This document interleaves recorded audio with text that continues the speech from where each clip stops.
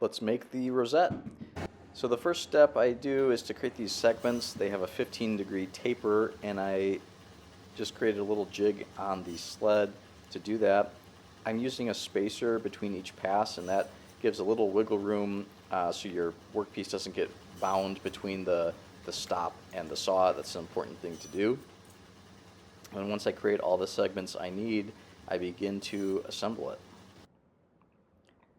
This is one of my favorite steps. I love these simple tasks in woodworking. In the complex world we live in, it's sometimes nice to do these somewhat menial, mindless, repetitive tasks. It's very relaxing and cathartic. I enjoy it. My grandpa used to make model airplanes, and anytime I smell accelerator, super glue accelerator, I always think of him. So during this process, it brings me back to his workshop, watching him do that. So yep, I just assemble it all with super glue, speed up the process with accelerator, and stabilize the joint afterwards to make sure there's no gaps. Then pass it through the drum sander to make it nice and smooth and flat, and it's starting to look like a rosette. And here I have the piece adhered to the workbench, and I'm using this jig with a Dremel to cut out the rosette, and I release it just with a used guitar wire getting underneath the tape that's holding it down.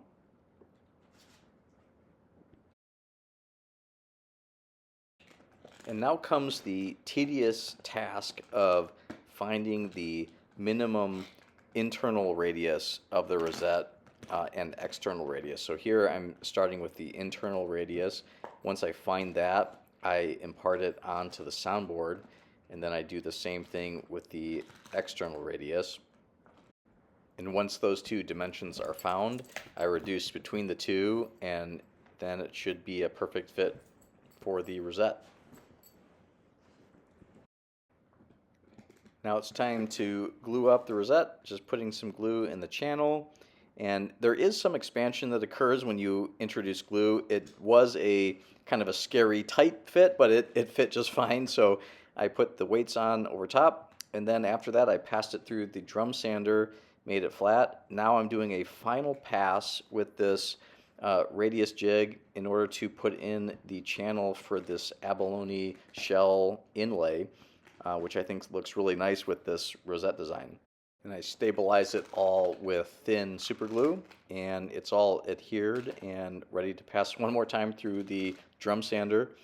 And then finally I do a final pass to create the actual sound hole. And now it's the moment of truth. What does it look like? What do you know? It's starting to look like a guitar. I think it turned out pretty good.